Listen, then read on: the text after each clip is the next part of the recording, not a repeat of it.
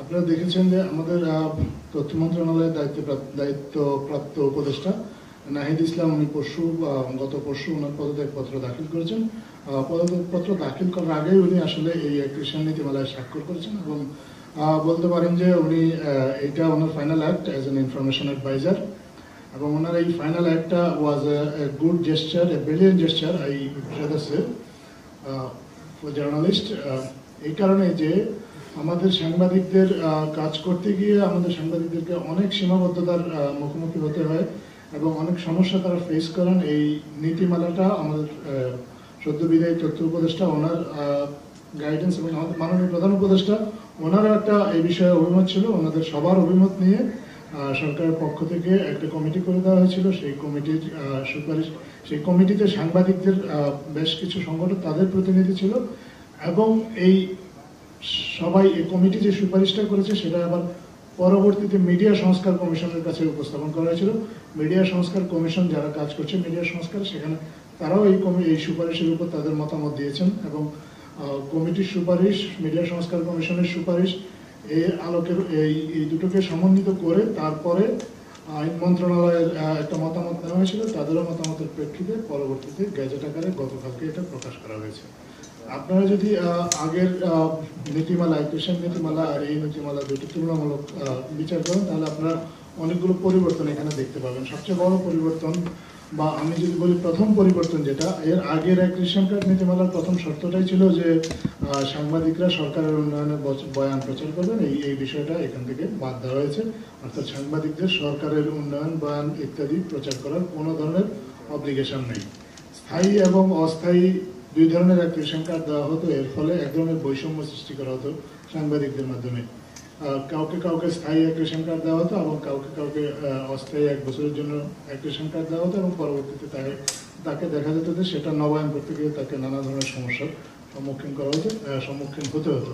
এই বিষয়ে আমরা সাংবাদিক সংগঠনগুলোর মতামত নিয়েছি। প্রত্যেকেই মতামত দিয়েছেন যে অ্যাক্রিশন কার্ডের যে মেয়াদ সেটা ন্যূনতম 3 বছর হওয়া উচিত এবং এই মতামতটা আমাদের যে কমিটি সংশ্লিষ্ট তারা এটা গ্রহণ করেছে। তারা গ্রহণ করে সরকার এখন সিদ্ধান্ত নিয়েছে এখন থেকে একটাই অ্যাক্রিশন কার্ড হবে এবং সেই অ্যাক্রিশন কার্ডের মেয়াদ হবে 3 বছর।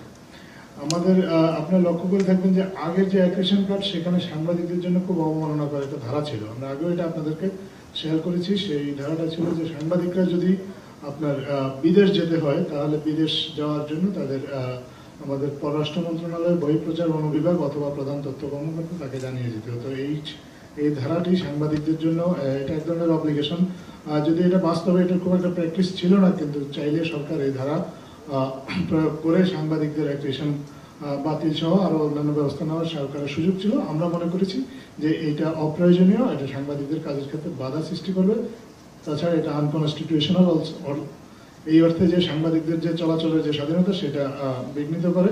তো ইত্যাদি নানা বিবেচনায় এই ধারাটা সম্পূর্ণরূপে বাদ দেওয়া হয়েছে। আর আগে আপনারা হয়তো লক্ষ্য করে দেখবেন যে সাংবাদিকদের যে অ্যাক্রিশন কার্ড দেওয়ার যে ক্ষমতা, সেই ক্ষমতাটা প্রধান তথ্য কর্মকর্তার হাতে এককভাবে ন্যস্ত ছিল। এখন এটা অ্যাক্রিশন কার্ডের জন্য একটা কমিটি করা হয়েছে। প্রধান তথ্য কর্মকর্তাই অ্যাক্রিশন কার্ডটা ইস্যু করবেন, কিন্তু উনি অ্যাক্রিশন কার্ড ইস্যু করবেন অ্যাক্রিশন কার্ডের জন্য যে কমিটি গঠন করা হয়েছে এই কমিটিটার ভিত্তিতে। এই কমিটিতেও সাংবাদিকদের উপযুক্ত প্রতিনিধি রাখার ব্যবস্থা করা হয়েছে এবং সুনির্দিষ্টভাবে একজন নারী সাংবাদিক যাতে থাকেন সেই ব্যবস্থাটাও করা হয়েছে।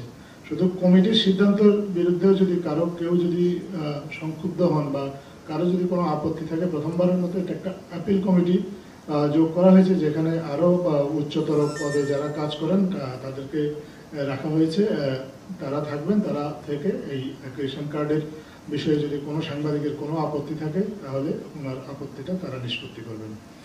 এবং ফৌজদারি অপরাধের ক্ষেত্রে আগে এটা আসলে সুনির্দিষ্টভাবে বলা ছিল না যে ফৌজদারি অপরাধে কোনো সাংবাদিক অভিযুক্ত হলেই তার অ্যাক্রিশন কার্ড কী হবে। এখন একটা নীতিমালায় একটা বিষয় স্পষ্ট করা হয়েছে, যেটা হচ্ছে যে কোনো সাংবাদিকের বিরুদ্ধে ফৌজদারি অপরাধে যদি অভিযোগপত্র দাখিল হয় তাহলে তার অ্যাক্রিশন কার্ডটা স্থগিত হয়ে যাবে এবং অভিযোগ যদি প্রমাণিত হয়, তিনি যদি সাজাপ্রাপ্ত হন তাহলে স্বয়ংক্রিয়ভাবে তার অ্যাক্রিশন কার্ডটা বাতিল হয়ে যাবে। তো এরকম আরও অ্যাক্রিশন কার্ডের সংখ্যা কী হবে এটা নিয়ে একটা ক্রাইটেরিয়া ঠিক করা হয়েছিল যে পত্রিকার সার্কুলেশনের উপর ভিত্তি করে এক রেশন কার্ড দেওয়া হবে। তো এই সংখ্যাটা নিয়ে যেহেতু অনেকের আপত্তি আছে পত্রিকার সার্কুলেশন নিয়ে, এটা আমরা লক্ষ্য করেছি এবং এই জন্য সরকারের এই নীতিমালায় এই বিষয়টা সম্পূর্ণরূপে বাদ দিয়ে কর্মরত সাংবাদিকদের সংখ্যার উপর ভিত্তি করে এক রেশন কার্ড প্রদানের বিষয়টি নীতিমালায় সংযুক্ত করা হয়েছে। কর্মরত সাংবাদিকদের সংখ্যা নিয়ে যদি কোনো প্রতিষ্ঠান ছলচাতুরি করে, দেখা গেল যে আসলে ওই প্রতিষ্ঠানে এই পরিমাণ সাংবাদিক নাই, কিন্তু তারা আসলে ভুয়া তালিকা তৈরি করে সাংবাদিকদের তালিকা দিয়েছে, সেটা যাচাই বাছাই করারও সুযোগ সৃষ্টি করা হয়েছে। প্রয়োজন মনে করলে এক রেশন কার্ডের জন্য যে কমিটিটা আছে, এই কমিটি যদি প্রয়োজন মনে করে, তাহলে ওই সংশ্লিষ্ট গণমাধ্যমকে সাংবাদিকদেরকে বেতন এবং নিয়োগপত্র দুইটাই দেওয়ার প্রমাণাদি তাদের কাছে চাইতে পারবেন। এটা আমরা মনে করি যে সাংবাদিক বান্ধব একটা সিদ্ধান্ত। এই কারণে যারা প্রকৃত সাংবাদিক তাদের জন্য এটা খুব সহায়ক হবে এবং কোনো সাংবাদিককে কোনো গণমাধ্যম বেতন না দিয়েও তাকে শুধুমাত্র একটা কার্ড দিয়ে তাকে দিয়ে কাজ করানো, এই ধরনের যে ম্যাল প্র্যাকটিস আমাদের সমাজে কিছু কিছু ক্ষেত্রে চালু আছে, আমরা বিশ্বাস করি এক রেশন কার্ডের বর্তমান নীতিমালা কার্যকর হলে এই ধরনের প্র্যাকটিসগুলো বন্ধ হবে। এই হচ্ছে মোটামুটি এক রেশন কার্ডের বিষয়ে আমি আমার দেওয়া সংক্ষেপ। আমরা পুরো নীতিমালাটা আপনাদের সাথে শেয়ার করেছি গতকাল রাতেই, গ্যাজেট হওয়ার কিছুক্ষণ পরেই। আপনারা এটা আশা করি এর মধ্যে হয়তো অনেকে পড়ে দেখেছেন, আর যদি এখনো না দেখে থাকেন তাহলে আমরা মনে করি যে আপনাদের সেটা